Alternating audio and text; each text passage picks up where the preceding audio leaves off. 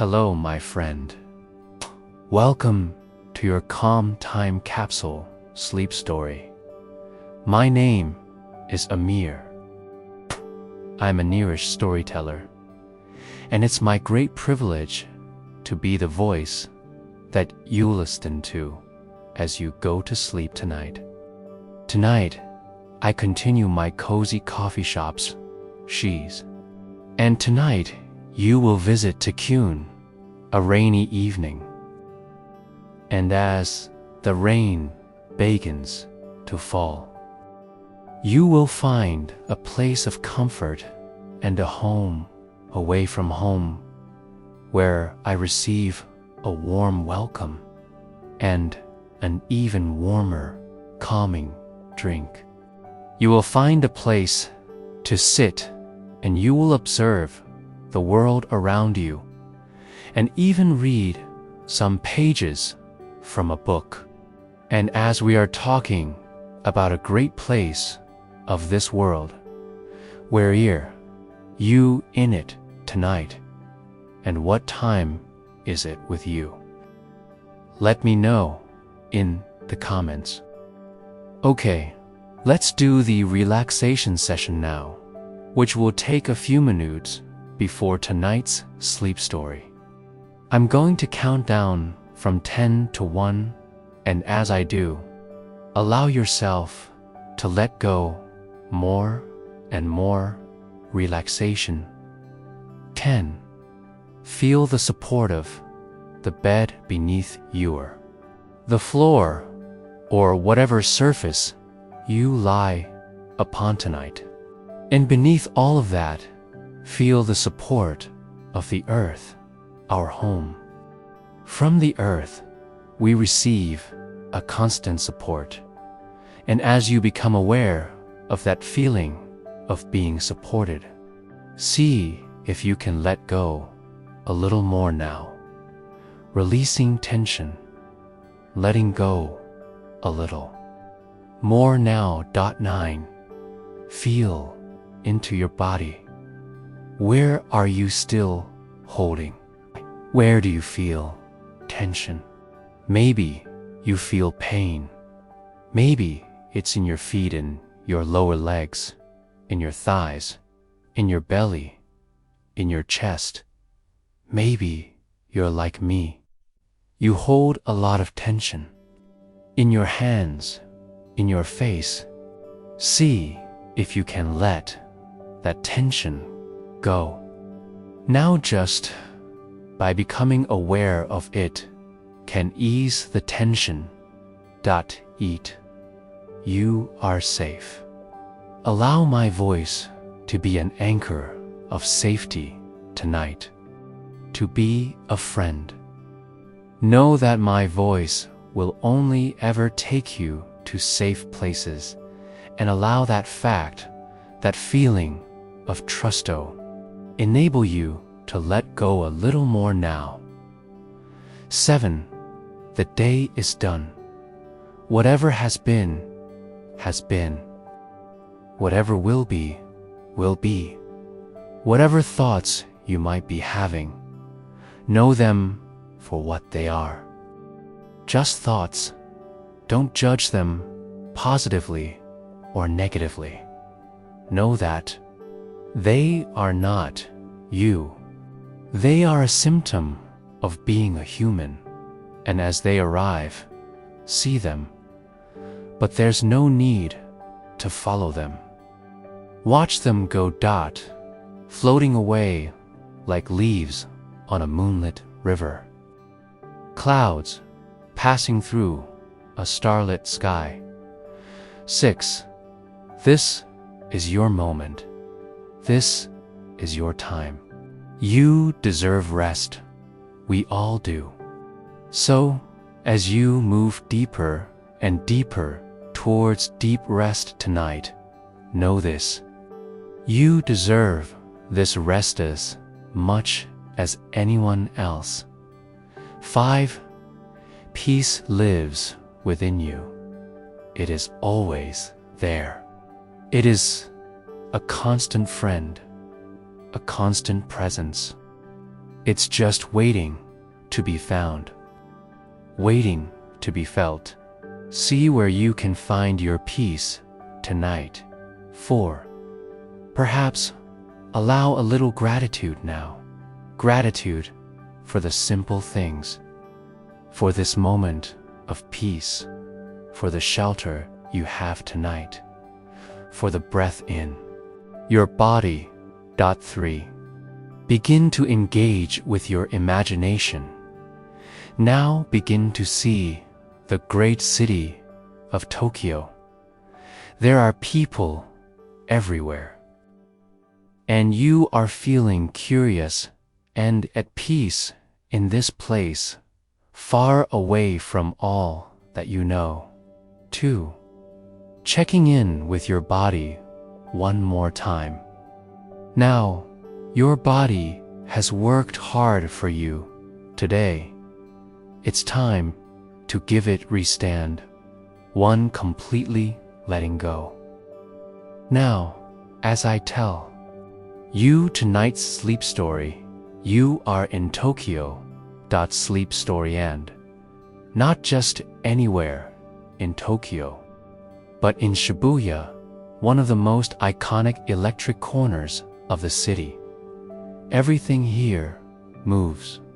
Lights flicker, signs blink, screens the size of buildings shift and shimmer, and people, so many people move like rivers in every direction, guided by crosswalk signals and quiet understanding. It's early evening, dusk, perhaps the moment between day and night, when the sky holds a strange silvery light and neon begins to take over from Thiessen. You stand at the edge of the Shibuya crossing, watching as the light turns green and the crowd flows like water across the wide lanes.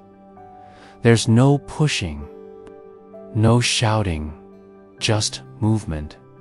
It feels impossibly synchronized, like some quiet choreography that everyone knows without ever learning.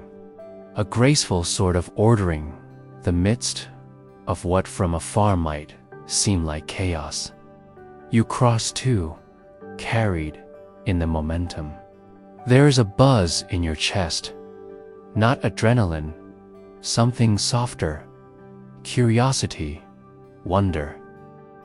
A quiet awareness that you are somewhere very far from home, and that this moment is exactly where you're meant to be, above. You in the buildings that rise like glowing towers.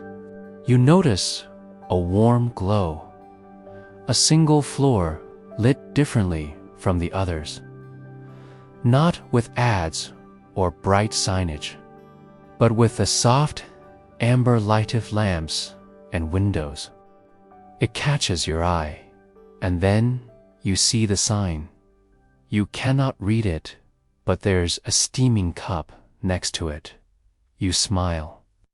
You find the side entrance tucked Basidia bookshop. A staircase leads up, narrow and clean, lit by a single lantern mounted on the wall. As you climb, the sounds of the crossing below fade just slightly, as if the city is drawing its breath and holding it at the top. There's a small wooden door. You step inside and immediately everything softens.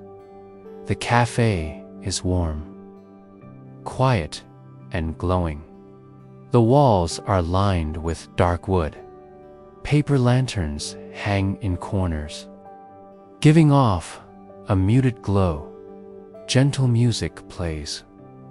There are people here, yes, but no one is speaking loudly. The atmosphere asks for calm and everyone listens. You stand. For a moment, just inside the doorway to breathe in. Coffee, toasted sesame, a hint of citrus, paper, and wood. And beyond the long row of windows, the crossing from up here, it looks like a dream. The people below are tiny but not insignificant. They move in loops and diagonals, their umbrellas blooming like petals. When it begins to rain, the city continues always. But you are above it now, safe, still. You walk slowly toward the counter, heart steady. The weight of travel beginning to lift from your shoulders. It's quiet here, but not empty, full of presence, full of unspoken warmth. And as the barista greets you with a gentle bow and a welcoming smile, you feel it. This is a placebo rest, to observe, to feel quietly at home, even in the heart of somewhere utterly new. You step toward the counter slowly, your movements soft now, quieter if the hush of the space is gently wrapping itself around you. The barista, a young woman in a navy apron with her hair tied back in a silk scarf, greets you again with a small bow, her eyes kind and steady. There's no rush in her voice, only attentiveness. A presence you notice, not because it's loud, but because it's calm. The menu is handwritten in neat lettering, both Japanese and English, with delicate little drawings next to each item. A tiny slice of cake with a citrus curlin top. You scan the choices and settle on a matcha latte. The barista nods, one seamed, then asks with a smile, if you'd like something sweet, you choose a slice of yuzu cheesecake drawn in by the name and the promise of something light, tangy, and soft. You watch for a moment as she prepares the drink. It's like a quiet ritual, the measured whisking of the matcha, the precise pouring of milk, the way she wipes the edge of the cup for placing it on the tray. Nothing hurried, nothing wasted. Soon your tray is ready. The matcha latte comes in a wide hand-made ramek bowl. It's pale green, surfaced with the faintest trace of foam. The yuzu cheesecake rests on a small ceramic plate, garnished with a twist of citrus peel and a few delicate crumbs. There's even a tiny paper crane folded from a square of printed wash paper, resting beside your spoon. You carry it carefully to a table by the window. From here, the entire Shibuya crossing unfolds below you. It's raining more now. Neon signs reflect in the wet streets, broken only by footsteps and bicycle wheels.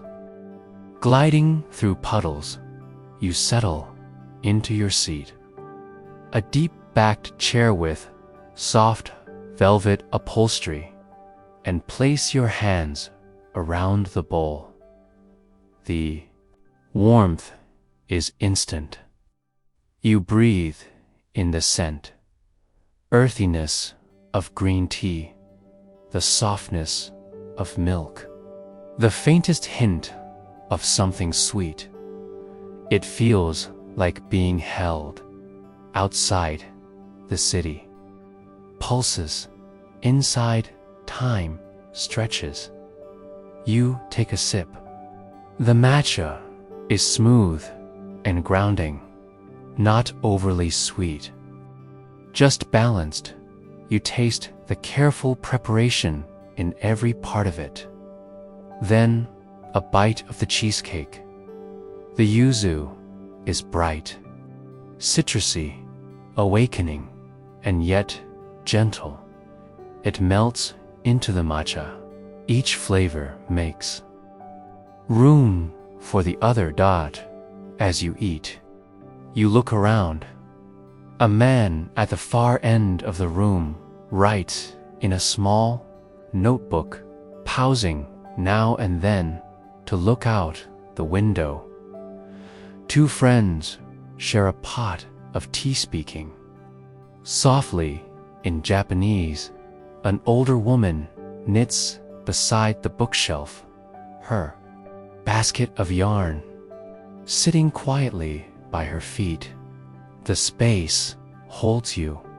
The space holds them all. You are in Tokyo, thousands of miles from home. Everything around you is written in different characters. The streets smell different. The sounds are different.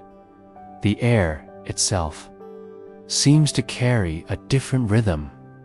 And yet, this moment, the warmth of a drink, the hush of a rainy café, the feeling of being gently seen and gently left alone, is something you recognize, something human, something shared. You place your bowl down, lean back in your chair, and exhale fully. You sit quietly now. The bowl of matcha latte is still warm between your palms. The cheesecake is nearly gone. Only a few golden crumbs remain, scattered like punctuation marks on the plate. Outside, the rain continues, steady and silver, brushing softly against the cafe windows, and below, Shibuya crossing unfolds in its strange, mesmerizing rhythm. You watch from above as the traffic light turns red. The cars pause. Then, in perfect harmony, people begin to cross. But at the center of the crossing, he stops for a moment. He lifts his eyes to the buildings around him, maybe to the rain, and stands completely still, like someone remembering something. Then he continues walking. The mother walks with her child, the little one bundled in a redrained coat, holding tightly to her sleeve. They move together as one. The child looks up at the lights, at the umbrellas, at everything with wide eyes and a quiet sense of wonder. You smile softly without meaning to. The crossing empties again. The light changes. Cars hum back into motion. And in the cafe, life flows gently on. You shift your gaze again to the room around you. A couple near the bookshelf share a small dessert. Perhaps anmitsu, something delicately arranged and eaten quiet. They don't speak much, but the way they sit together, knees touching slightly, one pouring tea for the other, speaks volumes. At the counter, a man reads a manga, one hand curled around a glass of iced coffee. He turns the pages slowly, sometimes stopping, to smile as if the story he's reading is just for him. Just now, in a corner by the back wall, a woman sketches quietly in a notebook. She glances out the window now and then back to the page with quick, confident strokes. You capture something, a figure, a shape, perhaps just the mood of the room. You watch them, and a thought begins to bloom in your chest. This place, this city, it's so different from your own.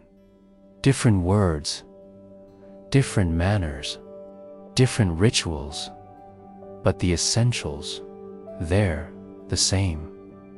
A warm drink shared on a rainy night, a moment of quiet beside a friend, a hand holding another's without needing a reason, a stranger looking up at the sky.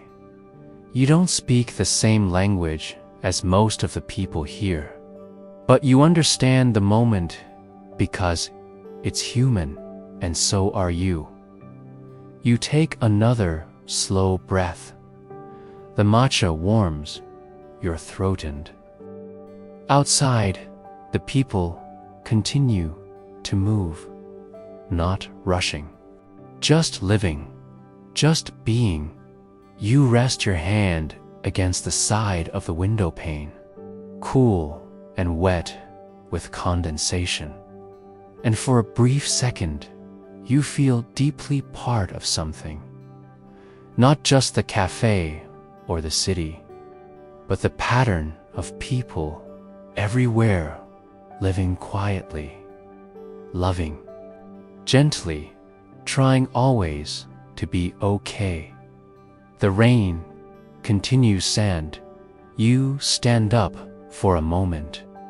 Your body is slow and calm, and wander to the nearby bookshelf. The wood is worn smooth from years of fingertips.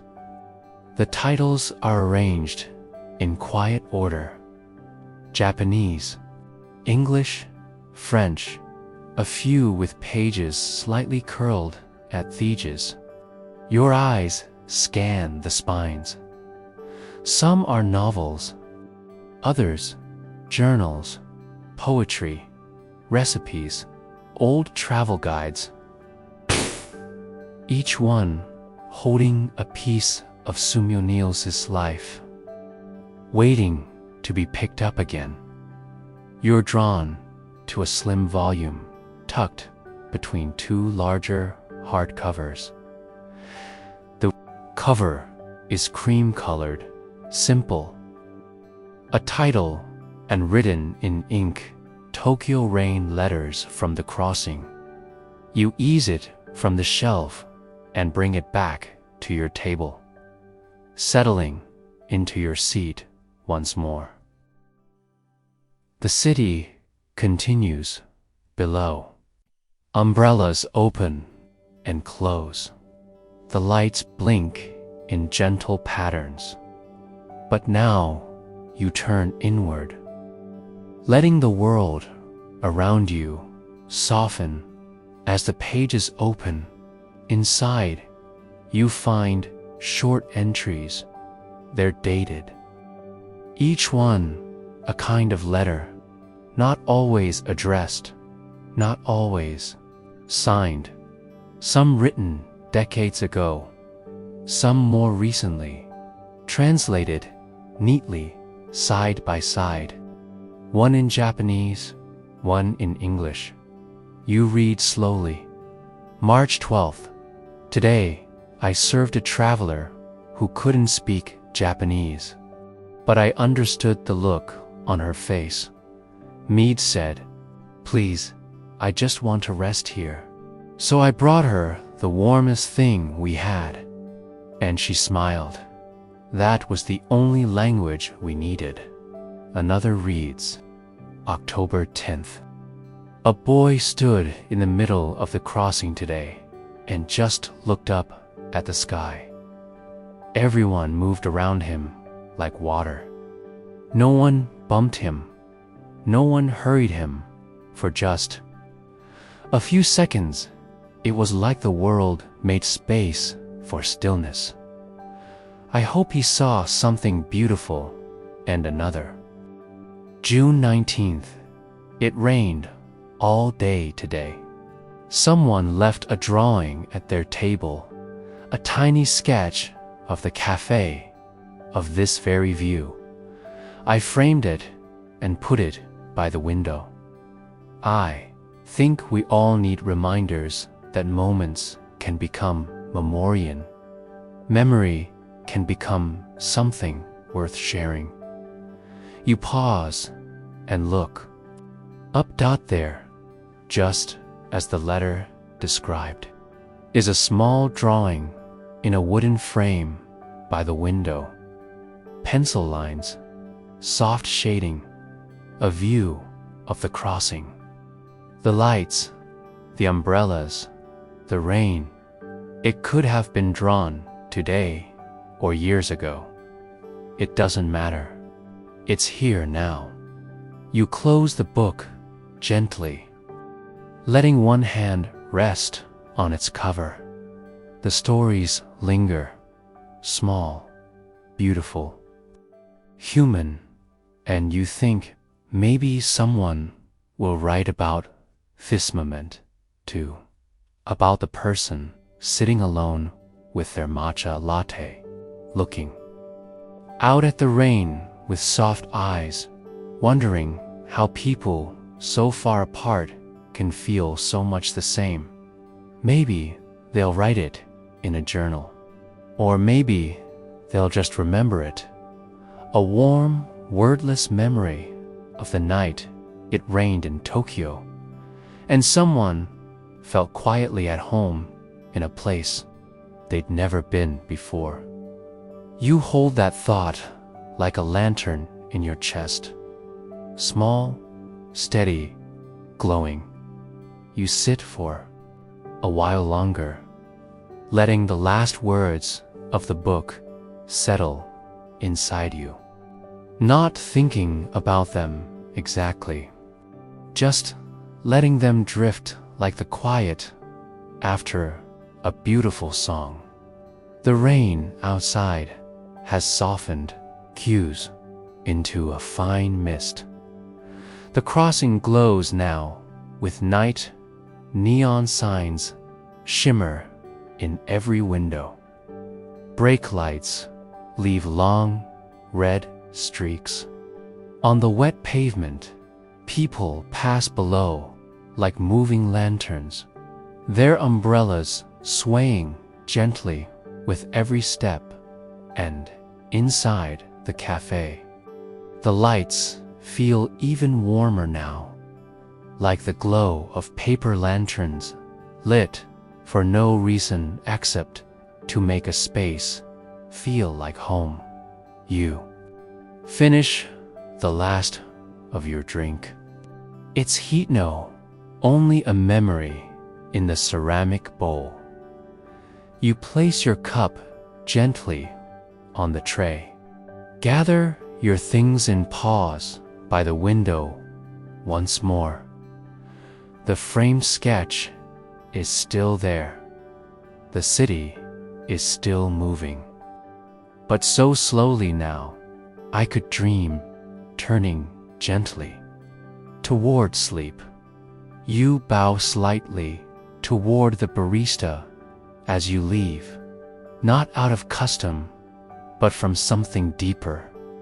Gratitude for the space, for the quiet, for the way this city, this unfamiliar, impossible city has found a way to feel safe.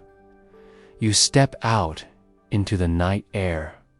The rain touches your coat in the gentlest way, soft as breath. The streets shine, puddled with reflections, Tokyo moves quietly around you. Now, still pulsing with life, but in a lower register. You walk back to your hotel through side streets lit with paper signs, the soft rattle of bicycles passing at a corner. A vending machine hums beside a shrine. Someone walks by holding a convenient store umbrella. You make eye contact just for a second and share the smallest nod. No words needed. Back at the hotel, the lobby is still and golden. Your room waits for you. The bed, the lamp, the view beyond the curtain, all waiting without